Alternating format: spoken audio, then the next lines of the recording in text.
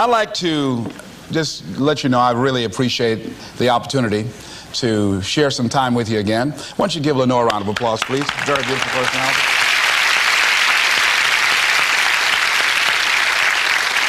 I'm very, very supportive of this ministry. I think that Jack Boland is ahead of his time, and the people here who show a level of concern in terms of empowering people and helping them to develop the skills that are necessary to navigate through some of the treacherous waters of life is something that's very much needed. This evening we're going to be looking at how to get unstuck.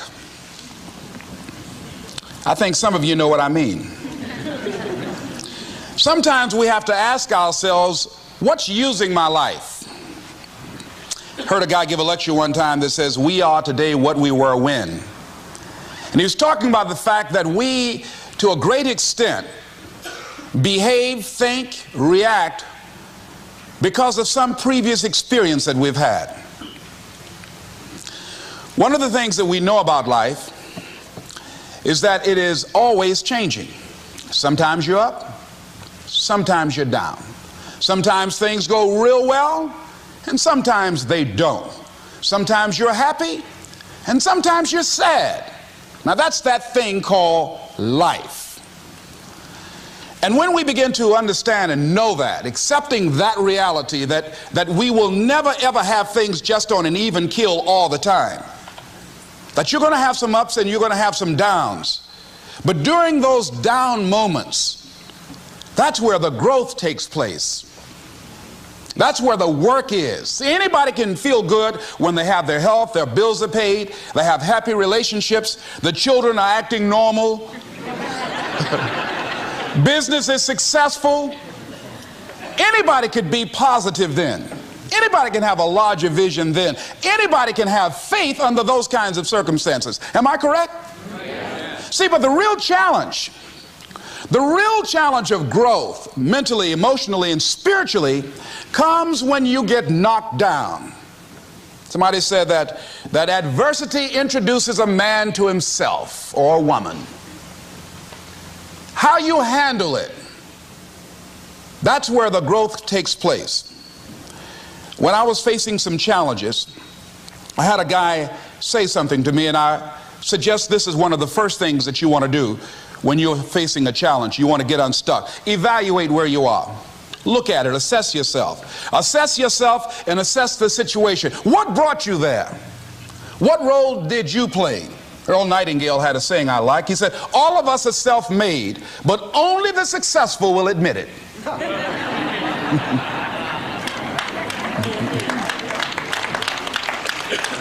What has brought you to this point? What did you learn from it? Are you learning anything? Or are you doing it over and over and over again? Somebody said that insanity is doing the same thing in the same way, expecting a different outcome. Are you going through it, or are you growing through it? Are you bigger and better because of it?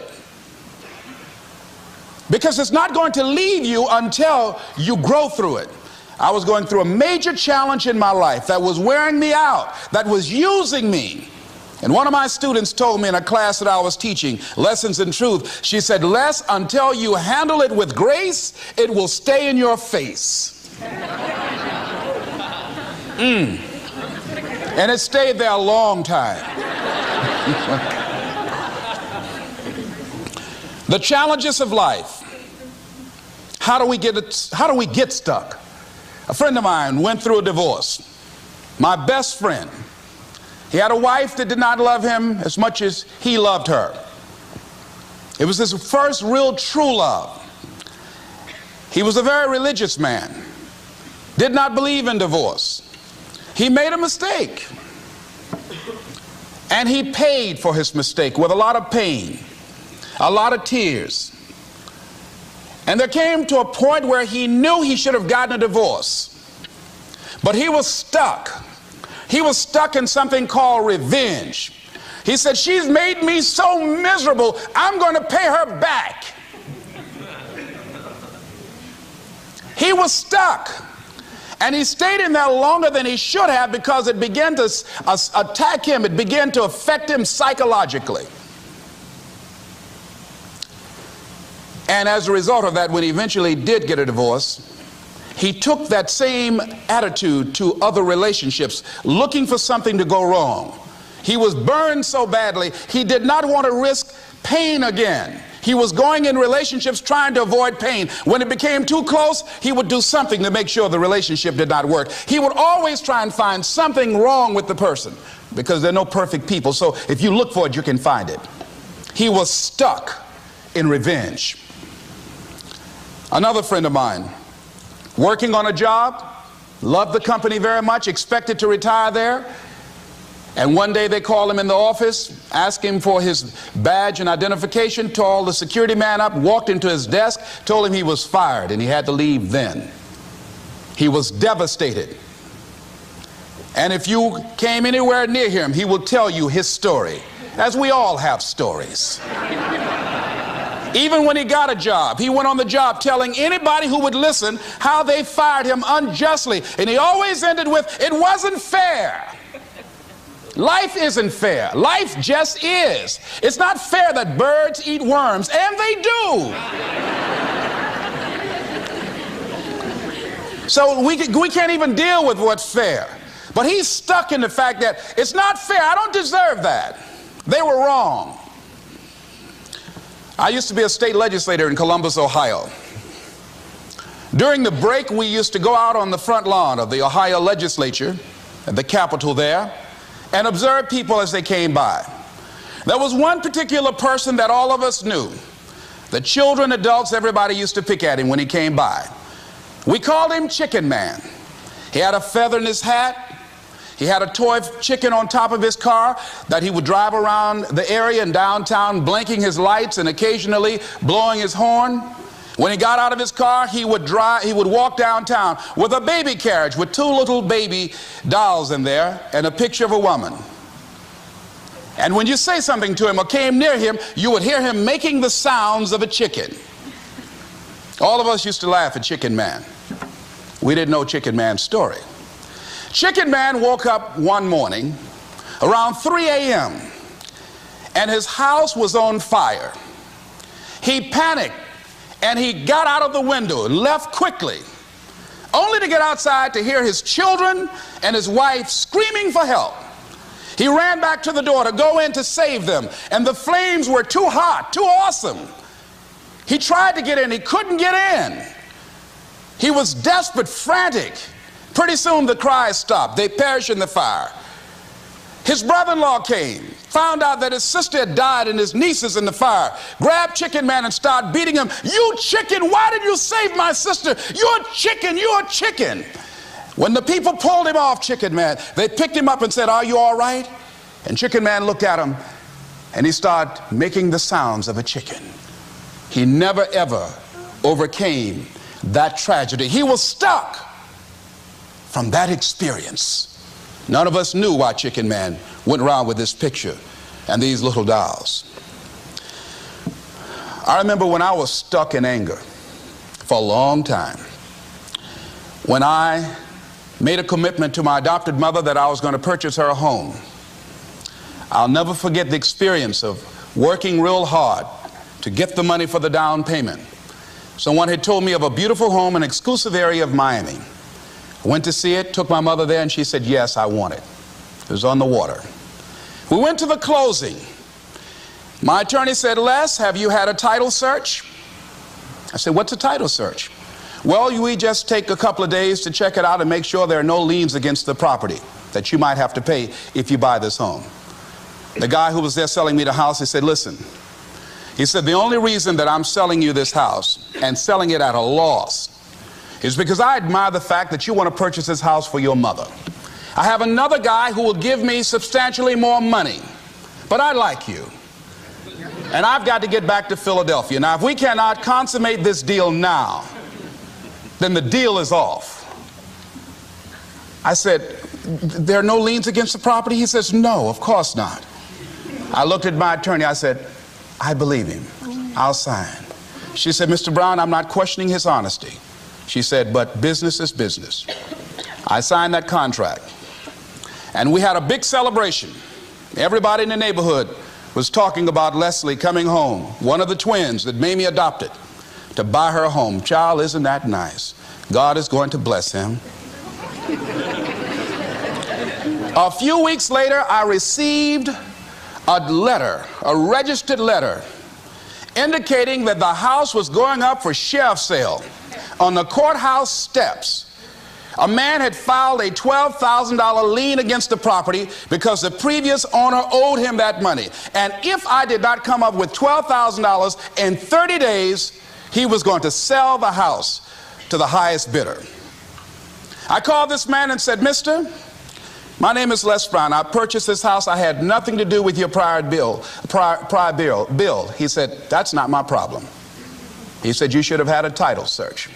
I said, "Can you give me time?" I said, "My mother is an older lady. She has a bad heart." And I said, "Please," I said, "if you just give me the time, I don't know how I'm going to do it with the house note and everything else, but I think I can pay you at least $2,000 a month, and within 6 months, somehow I will pay you your money." He said, "No, I want it all in 30 days or you get out."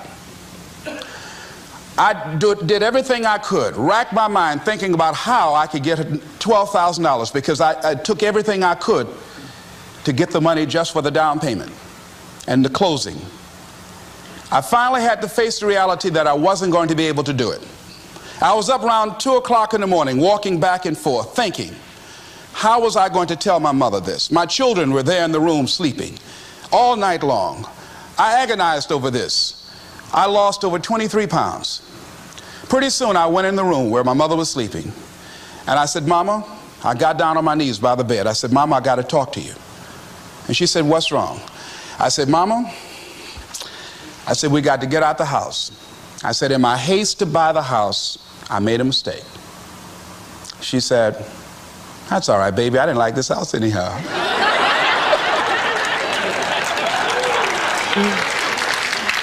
I said, "Mama, you told me you loved it.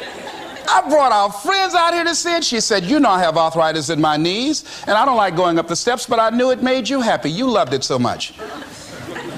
I said, "Mom, I've lost 23 pounds agonizing over this." Well, we had to pack up and go back to the old house down the street from Northwestern High School in Liberty City. All those neighbors who came out and saw us leave,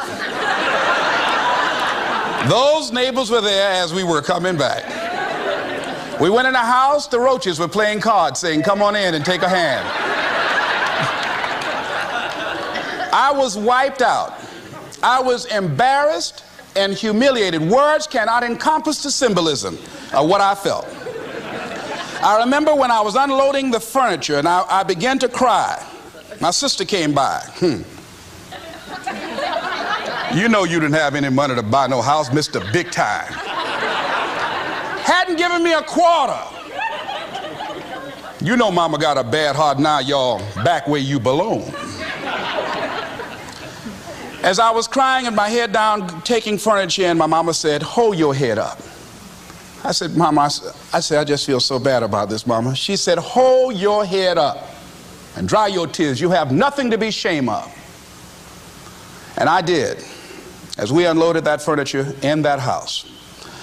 For several weeks, I was numb. I was immobilized with anger. If I had seen that guy, I was thinking about flying to Philadelphia. I had all kind of dreams about him. And I didn't want to hit this guy here. Hitting would have been too good for him. I just wanted to just grab him and just bite him.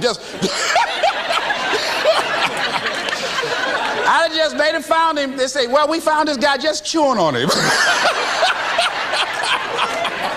Beating would have been too good for him. I'd have just bit him every time he...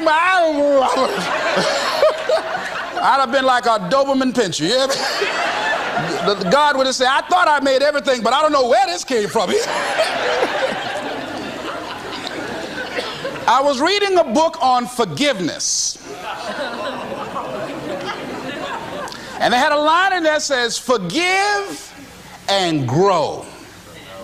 I had to let that luggage go. You see, your mind is, you know, when you go into a service station to get gas, you don't go in there and just start pumping. When you push the lever up, it clears the previous bill.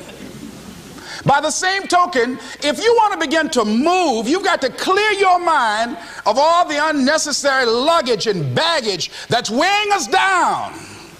I couldn't move, I couldn't think about what am I going to do to get out of this situation, because I was so concerned about what happened and what he did to me and how bad it was. I was so stuck in that I couldn't even focus on what I should have done. Feeling sorry for myself and angry, and none of that was taking me anywhere. So pretty soon I learned through effort, made a conscious, deliberate, determined effort. I had to let it go. I had to forgive it. Let it go and begin to focus on developing myself. And I say to you, you're going to have people to do things to you. Things are going to happen to you. And the most important thing to do is to harness your will and let it go and move so you can grow, so you can get on with your life. It doesn't matter about what happens to you. What matters is, what are you going to do about it? Amen. What are you going to do now, Les? Huh? How long are you going to tell everybody at the bus stop and anybody who would stand and listen to you? How long are you going to repeat the same thing over and over and over and over and over again? How many times do we have to hear that? Don't go around telling people what your story is. Everybody has a story. 80% don't care and 20% glad it's you.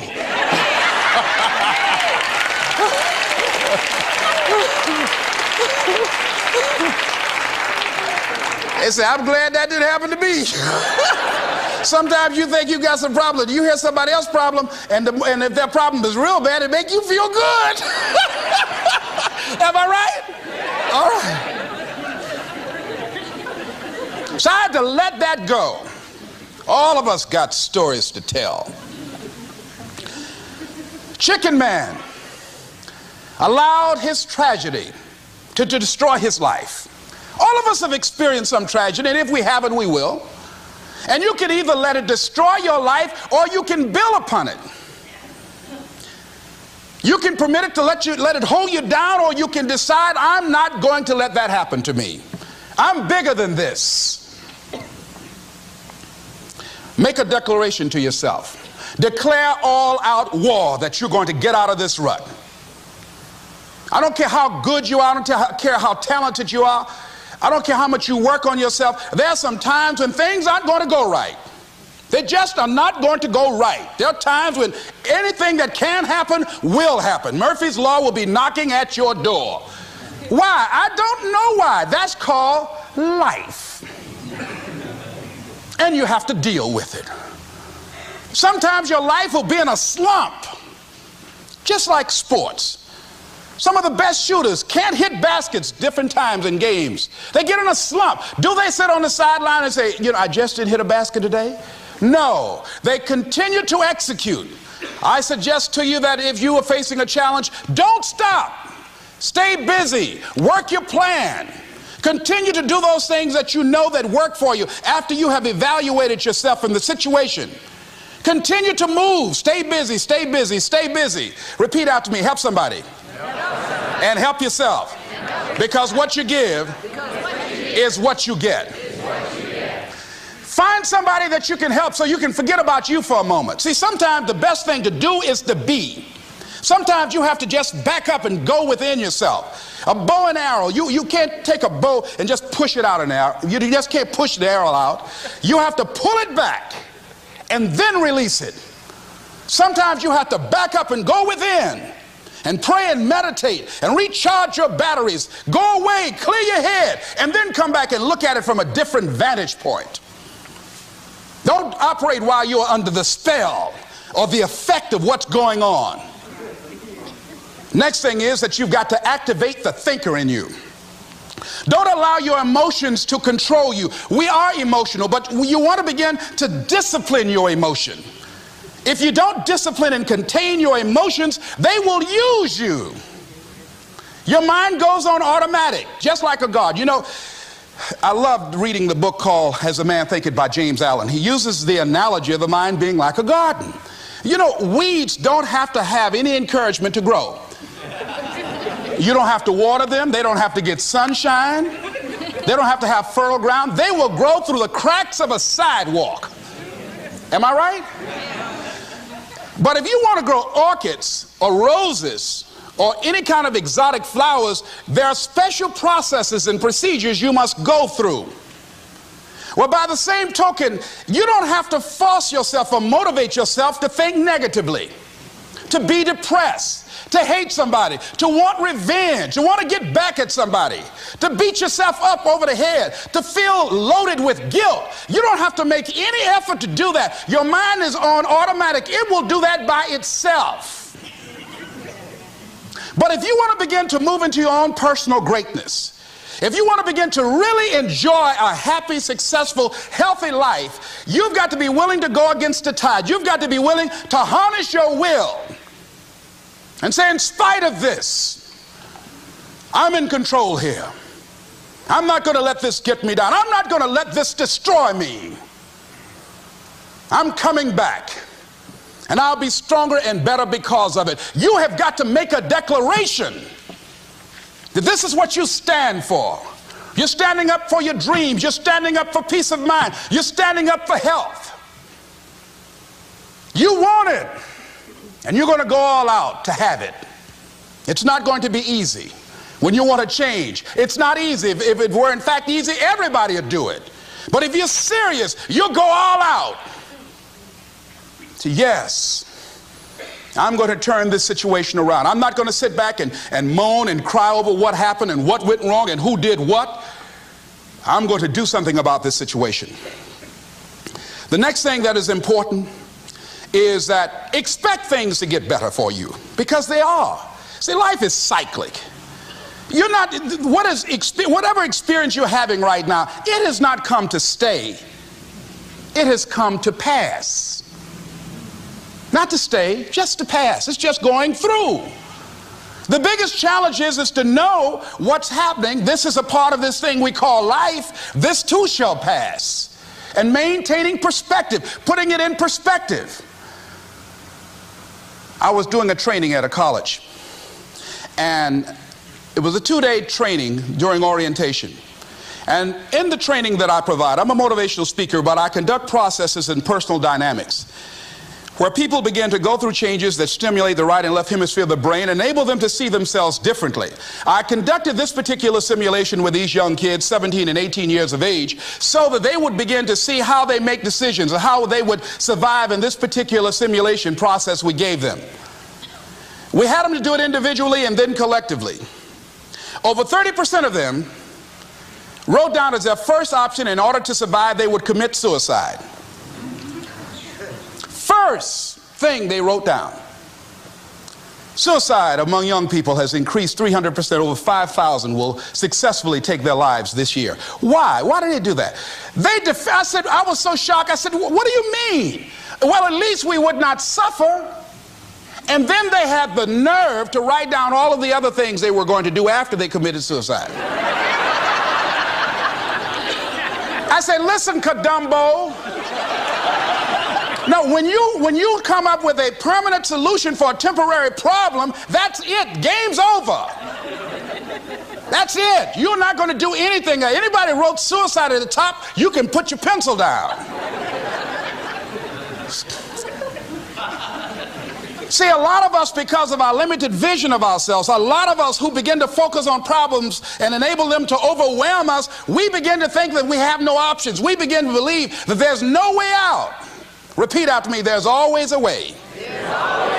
Where there's a will, there's a way. Shake somebody's hand on your right and left and say, I'm unstoppable.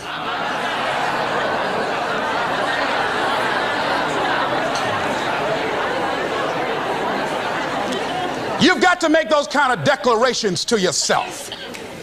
I'm unstoppable. This will not get me down. And if I get knocked down, I'm going to be like Leo Pascal. You said you're going to have some low moments in life, but when you do, you will have high lows when you work on yourself. What are some of those things that you can do during this period of time? Go for walks. Do some things for you. Just go for a stroll so you can engage in some reflective thinking on life, on yourself, looking and enjoying the universe, smelling the roses along the way. Listen to upbeat music, music that inspires you. I have oldie but goodies. I have strategies that I engage in to recharge my batteries. I'm preparing for that because I know things are going to happen that I cannot anticipate. A very good friend of mine died the other day. I had a program for myself. I have books that I read that inspire me, tapes that I listen to that fire me up. Because you're going to have sometimes low moments when you won't want to get out of bed. You just want to stay there. At times you won't want to come out the house. At times you'll be feeling bad and don't know why. What's wrong? I don't know. Just leave me alone. Why did that happen? I don't know. It's called life.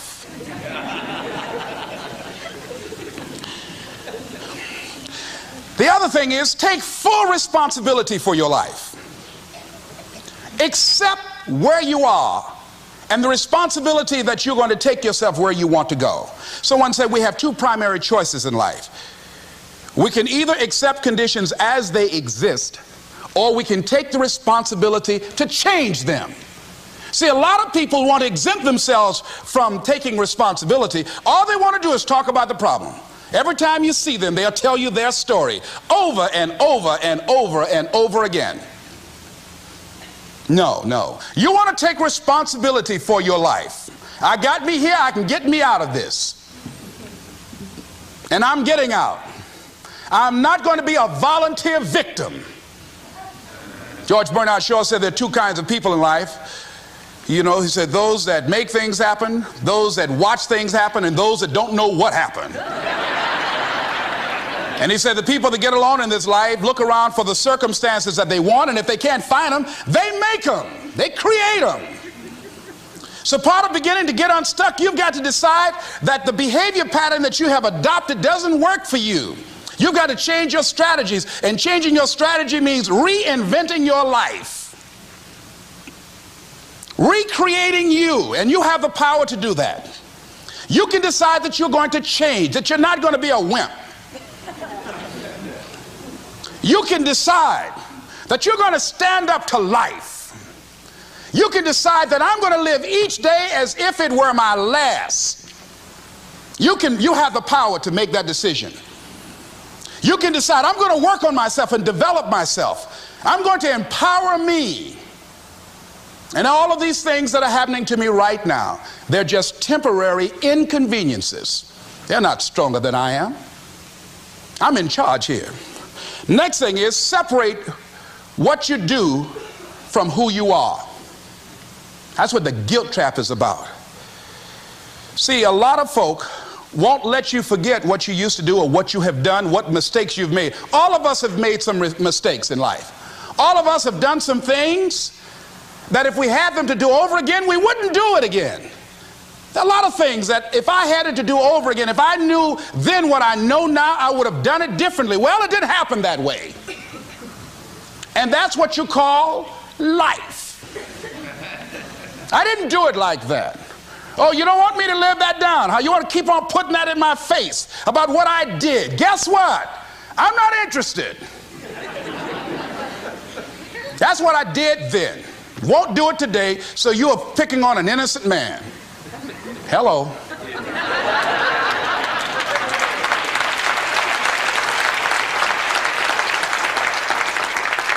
So as you're in the process of reinventing your life, write a description of the kind of person that you want to be. What are the things that you must overcome? What qualities about your personality you know that you're going to have to change because those particular characteristics are liabilities to you? What are your assets? What are your strong points? Look at and evaluating yourself to make that determination. Other thing is that in order to get out of a rut, we need some coaching. Find some trusted critics. People that you know care about you and love you. So there's some things that keeps us from growing and getting out of ruts. Number one, we identify with feedback. We take it personal when someone wants to give us some feedback on where we are falling short and tell us about our blind spots. We want to have everything being positive about us. We're not perfect. It hurts. I have a friend who's a trusted critic. I don't like him, but I love him. He doesn't tell me the things I want to hear. He tells me what I need to hear so I can grow. It hurts. It hurts when he put me on the hot seat. I can't stand it. But that's the only way that I can grow. And I'm glad that he loves me enough to risk our friendship to tell me what I need to hear, not what I want to hear. Get a support group, somebody that you can talk to. People who perhaps might have a similar problem. Support groups are very powerful, that you can share some of the challenges that you're going through. And it might be a situation where one person can give you an idea of how they handle that situation and create an opening for you. Begin to stimulate some possibilities in your mind on how you can resolve the problem. We can't grow by ourselves. As I mentioned before, we grow from people and projects. The other thing is about life, when things happen to you, when you permit things to use you, you can't change the past, but you can interpret. You can reinterpret how you see it. For years, I was going around with a heavy load on my shoulders, feeling bad because I was adopted, doing interviews for adoption agencies and foster homes. And I was on television once, and I told these people in this particular interview that I was given away, my twin brother and I, when we were 6 weeks of age. A friend of mine, fortunately, was listening to the program. And she said, Les, I'd like to have lunch with you. And so I went over to see her. She said, when a woman carries a baby for 9 months, feeling that life movement in her, it's automatic and natural for her to learn to love that baby, to expect it to come here when she bears the pain to bring it into the world. Your mother, Mamie Brown, when she came in to adopt you guys, she didn't go through that process. She looked at whoever your biological mother was and said, I'll take him. You weren't given away less. You were chosen with love.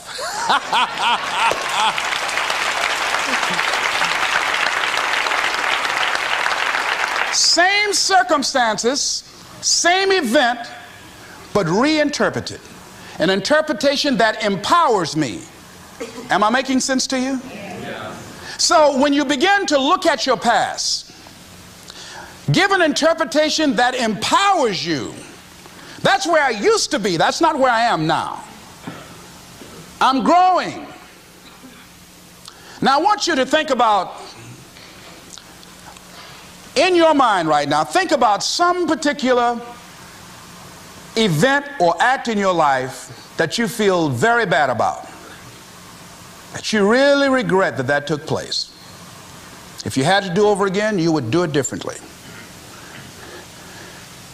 With that there, I want you to see yourself in your mind's eye and say to yourself, I love myself unconditionally, and I forgive myself. If I knew better, I would have done better. I want you to think about somebody that caused you some pain, caused you some disappointment, somebody that you don't like. Let me tell you something about the mind, how it uses you. I'll tell you something super stupid that I used to do. Do you know for years I hated my mother and my father, whoever they were, because they gave me away as I thought at that point in time? And guess what? I didn't have any faces for the hatred because I never saw either one of them. And I said, I hate them for that. And then once I forgave them and said, it's okay, had they not given me away, I would have never been blessed to have the mother that I have, who to me is the greatest mother in the world. So the universe unfolds as it should.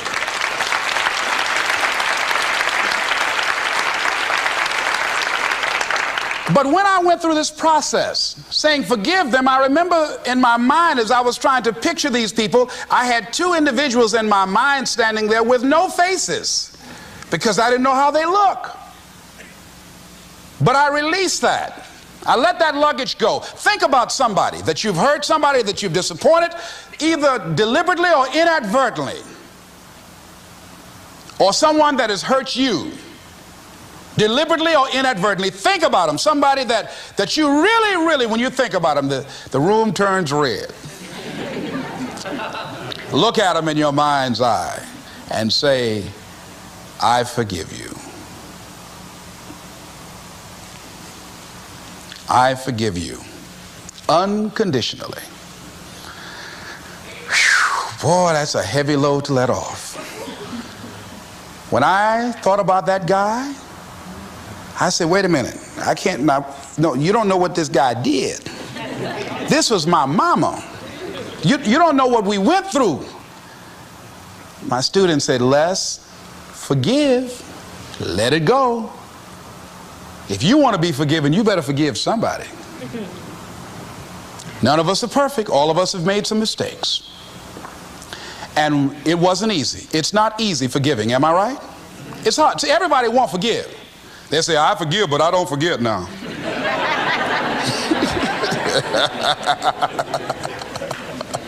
Let it go so you can grow. Let's get a little demonstration here. Throw it up on this side here, right? Demonstrate it like this. Let's go. I throw away negative thoughts. Revenge. Guilt.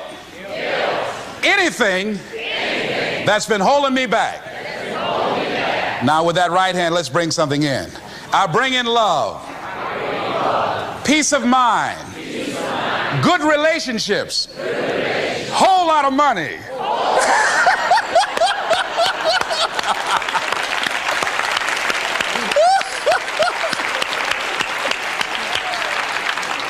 I don't know why people raise their voices when we say a whole lot of money.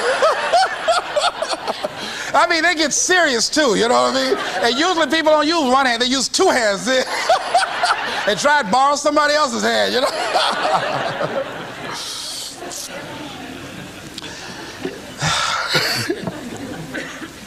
Reinterpreting our past. Understanding and knowing that we can move from where we are. That we can begin to design the kind of life that empowers us, that gives us happiness, that enable us to be on top of who we are.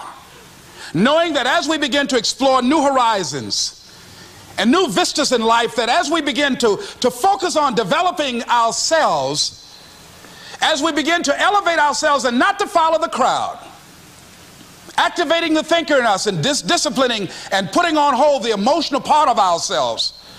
It's not easy, but through practice and practice and practice, practice makes what? Absolutely not. Dismantle that belief system. Practice makes improvement.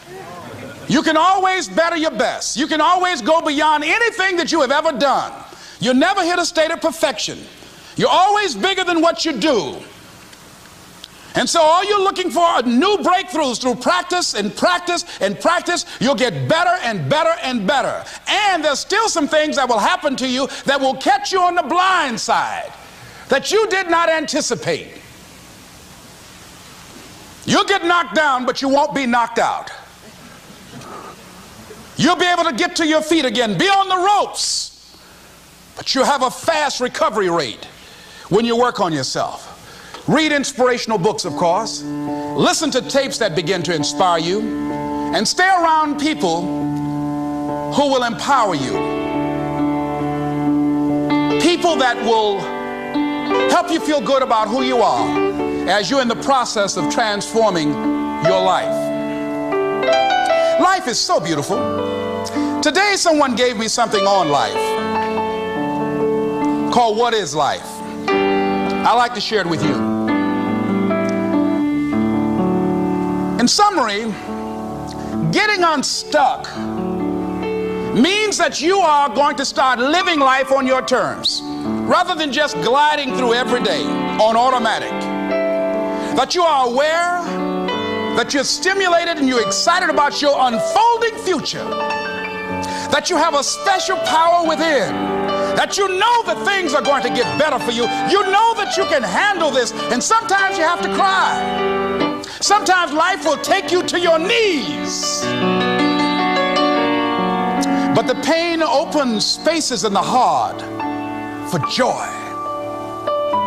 Somebody said about life, I love this, says, life is like an onion. You have to peel it one layer at a time. And sometimes you cry.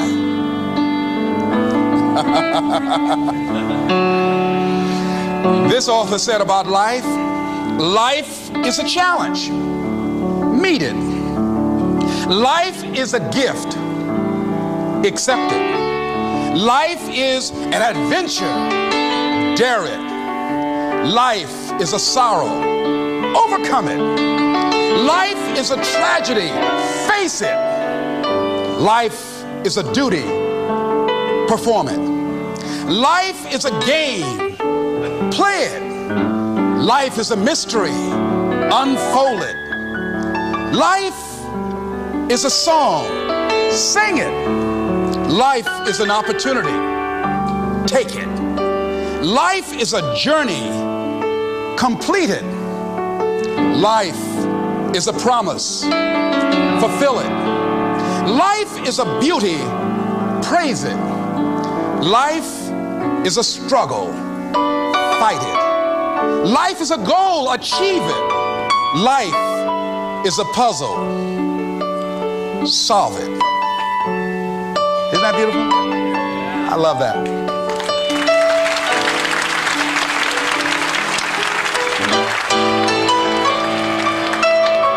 Remember something I heard in high school. It's called, I met a man today. At first I said he's Irish, for he has an Irish way. A sympathy and friendliness that warms you through and through. And then I thought, oh no, he's not. He really is a Jew. His eyes so dark and eloquent, like eyes of pearl, like those of Peter maybe, or perhaps Emmanuel. He stood there with a quiet grace, so slim he was and tall. I knew he was an Englishman and not a Jew at all. And yet his skin was very fair, a Viking he could be, such as those who cast their ships against the sea. His hair was dark with the mist of India, Japan. His courtesy was China's own, his dignity Iran. I met a man today and he was marvelously fair. He really was a child of God. And he came from everywhere. This is Mrs. Mamie Brown's baby boy saying it's been a plum-pleasing pleasure as well as a privilege. Thank y'all here.